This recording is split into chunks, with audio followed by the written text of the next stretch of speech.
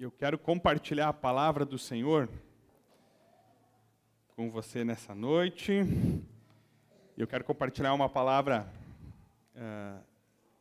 também especial aí, lembrando dessa data, as mães que estão no nosso meio, que estão nos assistindo, mulheres que têm tido esse privilégio dado pelo Senhor. Eu quero compartilhar uma palavra nesse sentido. E eu não sei se o Valdeci espiou o meu esboço ou se eu espiei o dele aqui na saudação, né? Mas pela coincidência, também pela vontade de Deus, nós vamos usar o mesmo texto bíblico para falar a essa noite. Então, abra a sua Bíblia em 2 Timóteo, capítulo 1. Nós vamos ler do 3 até o 5. 2 Timóteo 1, do 3 até o 5. 2 Timóteo, capítulo 1, versículo 3, o 4 e o 5. Vamos ler a palavra do Senhor, que nos diz o seguinte: dou graças a Deus, a quem sirvo com a consciência limpa, como serviram os meus antepassados, ao lembrar-me constantemente de você, noite e dia, em minhas orações. Lembro-me das suas lágrimas e desejo muito vê-lo, para que minha alegria seja completa. Recordo-me da sua fé não fingida, que primeiro habitou em sua avó Lloyd e em sua mãe Eunice. Estou convencido de que também habita em você. Você pode fechar os teus olhos para orarmos?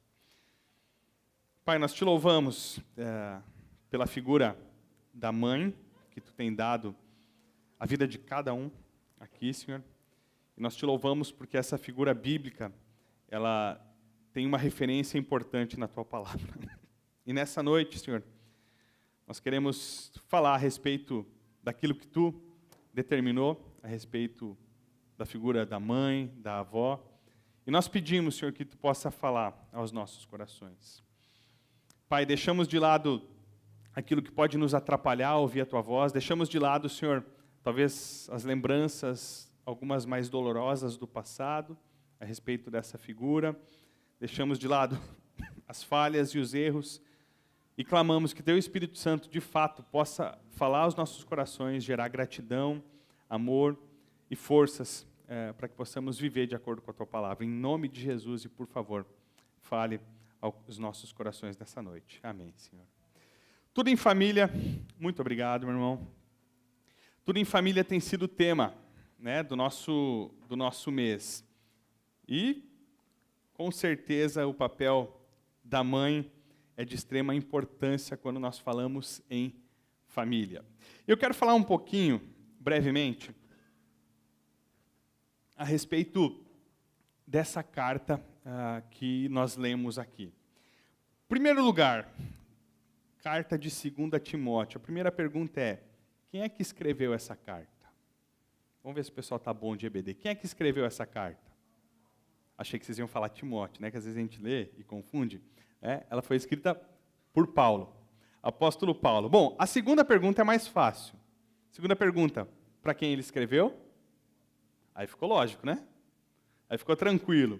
Agora, a terceira pergunta é um pouquinho mais difícil. Em que ocasião ele escreveu essa carta? Em que ocasião o apóstolo Paulo escreveu essa carta? Bom, essa aqui, irmãos, 2 Timóteo, é a última carta escrita pelo apóstolo Paulo. A última carta escrita por ele. Então, você já sente, quando você lê ela inteira, um teor de despedida. Né? Quando ele fala que ele sente que a vida dele está sendo derramada como uma libação, como uma oferta, né, ao Senhor. Então, ele já está sentindo um ar de despedida. Por que tem esse ar de despedida? Paulo foi preso 2 vezes em Roma. Alguns historiadores vão afirmar. A primeira prisão em Roma, você lê lá no final de Atos. E Atos, se você não percebeu ainda, você vai perceber, Atos termina sem um final concreto. O que aconteceu com Paulo? Só fala que ele estava preso em Roma, uma prisão domiciliar. Bom, a segunda prisão de Paulo foi um pouquinho mais complicada. Vocês já ouviram falar no imperador Nero? Ele era meio doido de pedra. Ele tocou fogo em Roma. Já ouviu falar essa história? Ele incendiou Roma. Os historiadores, ou alguns, vão afirmar. E ele precisava culpar alguém. Quem é que ele culpou? Os cristãos. A culpa é dos crentes, a culpa é dos evangélicos. Assim a sociedade muitas vezes nos define, culpou os cristãos. A partir disso, isso aconteceu no ano 64 depois de Cristo. A partir disso começou uma perseguição muito severa, muito forte contra a igreja do Senhor Jesus. E nesse período, estima-se, os historiadores dizem que Paulo foi preso novamente. E essa segunda prisão de Paulo foi mais severa. A primeira prisão era uma espécie de prisão domiciliar e ele ficava sob a guarda de um soldado romano. Essa segunda prisão era um cárcere, né? Frio, sombrio, onde tanto ele quanto Pedro, segundo a tradição, isso não está na Bíblia, segundo a tradição histórica, nos conta. E no ano 67 depois de Cristo, provavelmente Paulo então foi decapitado, né, na estrada que vai para Roma. Então, a carta de 2 Timóteo é escrita nesse período, enquanto ele está nessa prisão, e nós podemos dizer no corredor da morte. Ele está deixando alguns dos seus últimos conselhos para Timóteo. E aqui tem a quarta pergunta. Quem foi Timóteo? Como nós já vimos aqui na introdução do culto algumas coisas, Timóteo, ele nasceu numa cidade chamada Listra, que era uma colônia romana. Ele era filho de uma mãe judia e de um pai grego. Então, no seu lar, as coisas já eram um pouquinho misturadas, né? Um pai grego e uma mãe judia. Quando nós olhamos o livro de Atos, nós vemos algumas viagens missionárias de Paulo. Tá?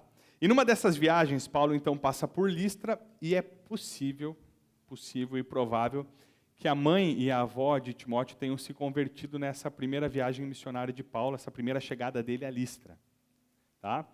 Depois, Atos 16, e aqui eu convido você a abrir a sua Bíblia, ali, para acompanharmos, Atos 16, do 1 ao 3, vai falar de uma outra viagem de Paulo, quando ele passa novamente por Listra, aproximadamente 5 anos depois da conversão de Eunice e Lloyd, e diz o seguinte, versículo 1, 2 e 3, chegou a Derbe e depois a Listra, onde vivia um discípulo chamado Timóteo. Sua mãe era uma judia convertida e seu pai era grego. Então você percebe aqui, né? O texto já mostra que a mãe era judia e era convertida, o pai só grego. Então, provavelmente, ele não era convertido. Versículo 2, os irmãos de Listra e Icônio davam um bom testemunho dele. Paulo, querendo levá-lo na viagem, circuncidou por causa dos judeus que viviam naquela região, pois todos sabiam que seu pai era grego. Então, aproximadamente aí, 5 anos depois da conversão de Eunice e Lloyd, provavelmente algo também tocou o coração de Timóteo, e Paulo, nessa segunda viagem, então, vai recrutar aquele jovem rapaz para a missão. E a partir desse momento, então, o apóstolo Paulo e Timóteo passam a ter um relacionamento de amizade, um relacionamento de mestre e de aprendiz. Paulo pega ele do lado, você vai viajar na viagem missionária comigo, e também de pai e filho. E é por isso que nós temos essas duas cartas para Timóteo. É um pai espiritual, eu digo, um pai espiritual escrevendo o seu testamento para o seu filho na fé, um filho espiritual, alguém que ele ajudou a acompanhar e a caminhar na fé. Bom, esses dados nos ajudam a entender um pouquinho melhor a respeito dessa carta. E você já percebeu, imagino que você já percebeu na primeira leitura o porquê que eu escolhi esse texto.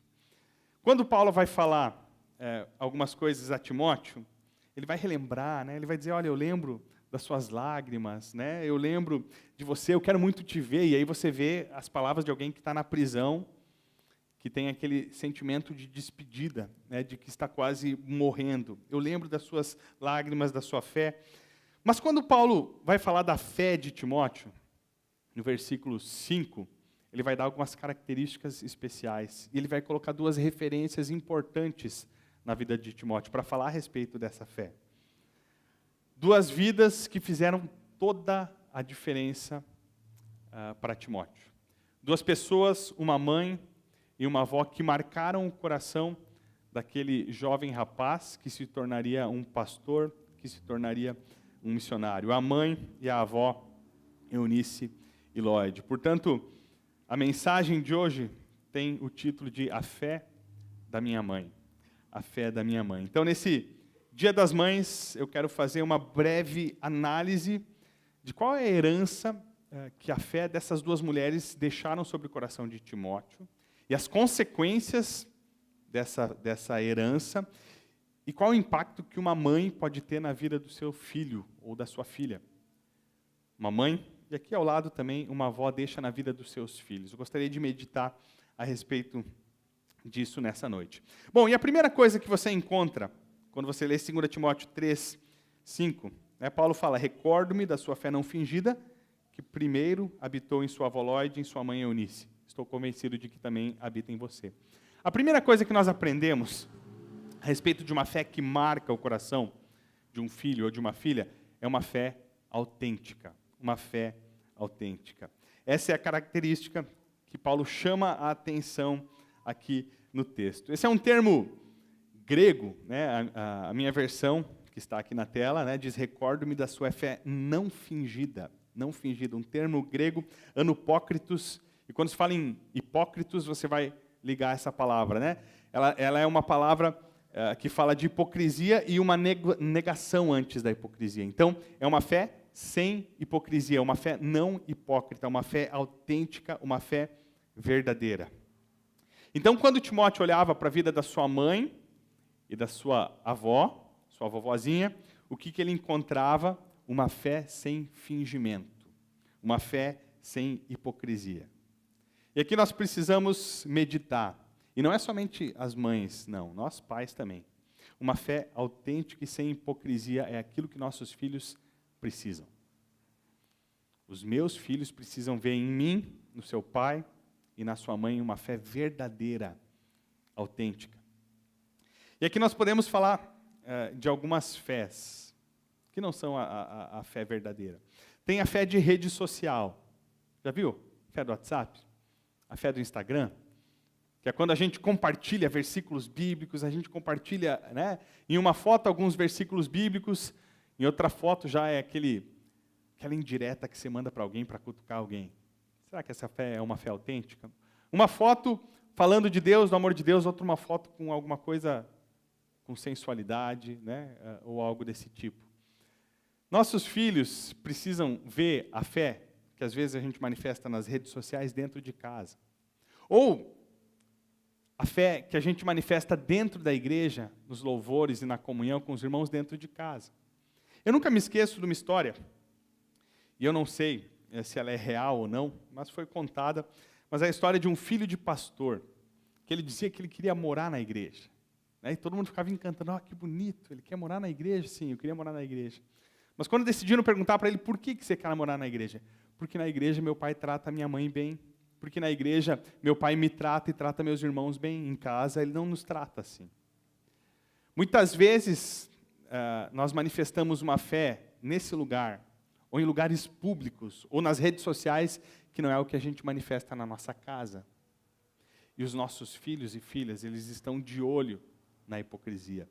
Timóteo foi marcado por uma fé verdadeira, uma fé não fingida, uma fé autêntica, sem hipocrisia. Qual é a fé com a qual você, mamãe, e papai também, vovô e vovó, qual é a fé que você tem marcado o coração do teu filho? O que você manifesta aqui nesse lugar, no seu trabalho, nas redes sociais, é a mesma fé que você manifesta em casa? Segunda coisa que nós aprendemos é que essa fé, ela vem pelo ensino. E aí nós corremos para 2 Timóteo capítulo 3, por isso que eu disse que o Valdeci espiou o meu esboço, porque ele leu esse versículo também, 2 Timóteo capítulo 3, versículo 15, onde o apóstolo Paulo vai relembrar a Timóteo, e nós podemos linkar esses dois versículos, o 1:5 com o 3:15. Porque desde criança você conhece as sagradas letras, que são capazes de torná-lo sábio para a salvação mediante a fé em Cristo Jesus. Interessante avançar pela carta, de Paulo a Timóteo, e nós encontramos esse versículo. E quando nós ligamos com o versículo 3, onde Paulo destaca a fé de Eunice e de Lóide, nós aprendemos que essas duas mulheres elas ensinaram a respeito da sua fé para esse jovem chamado Timóteo.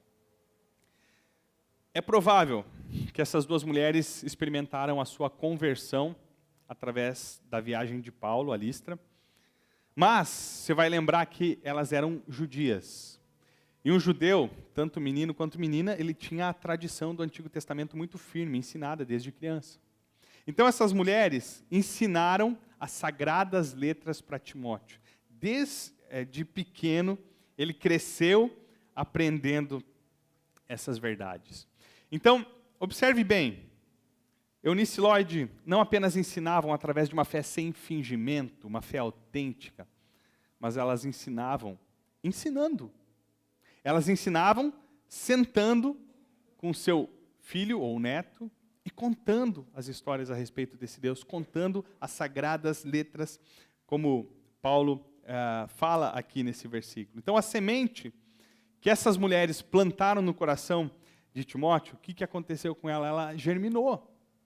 Ela germinou e, com o tempo, o jovem Timóteo não se tornou apenas um cristão, ele não apenas foi salvo. Isso já é muito bom.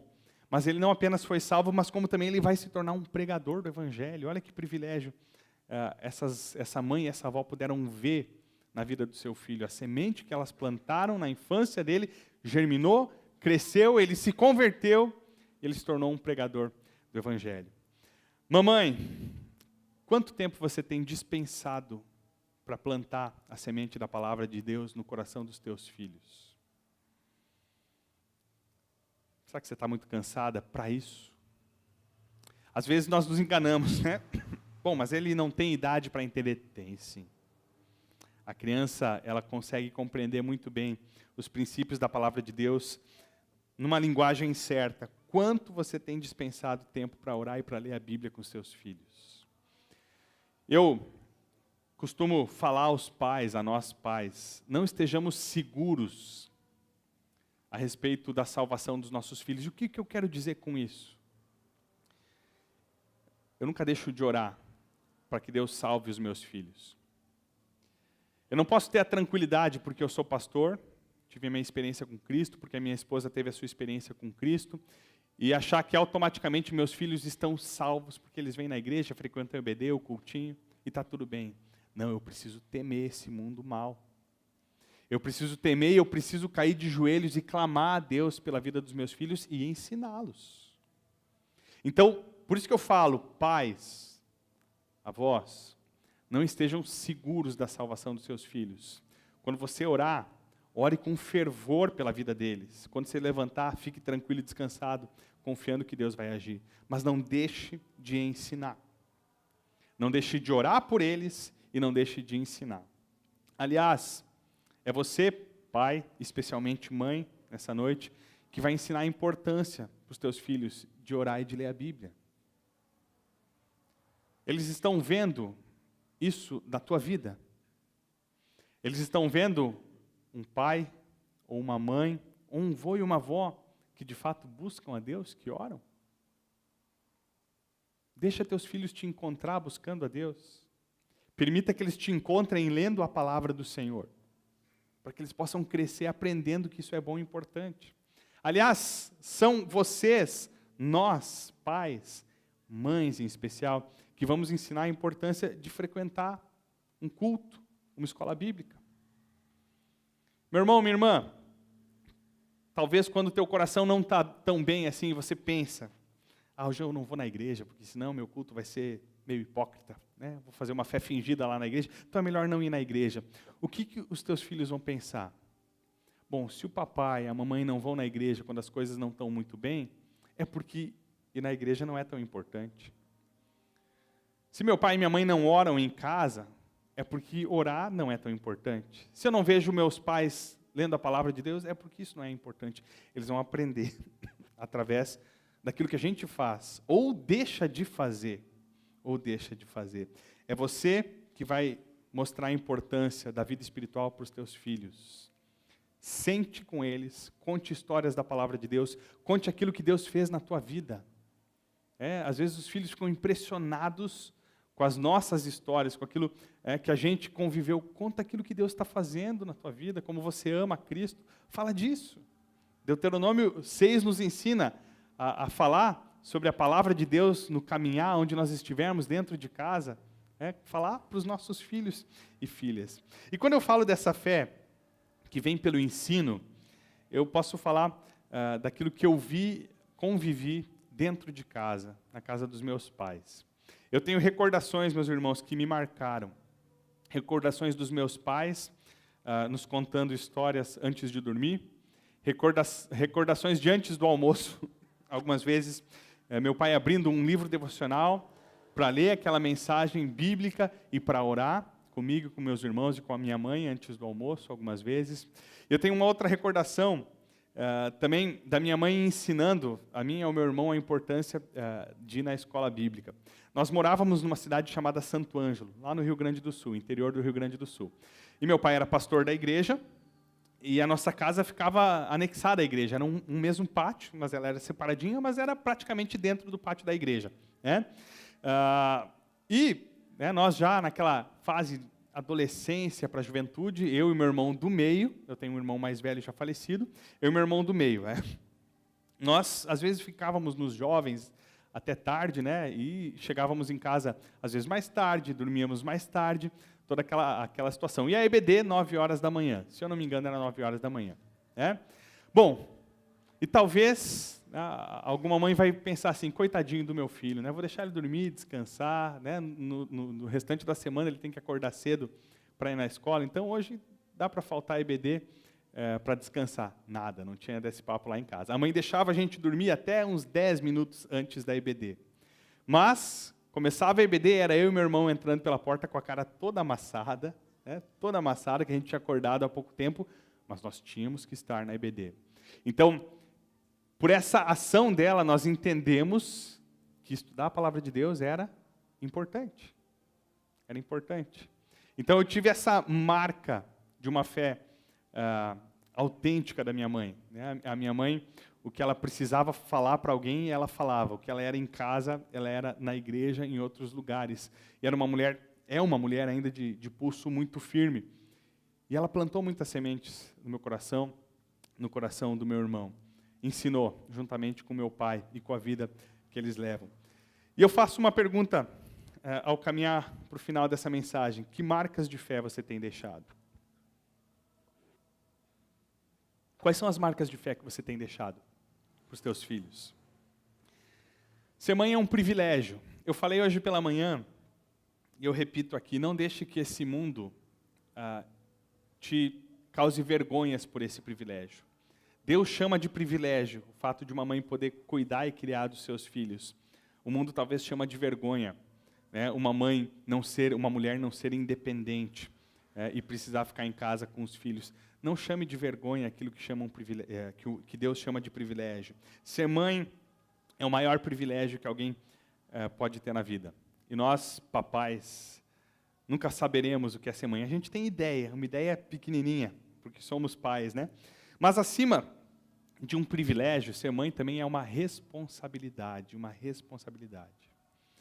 Porque, mamãe, você não apenas está criando filhos, você está marcando gerações. Você está marcando não apenas a próxima geração, mas as próximas gerações.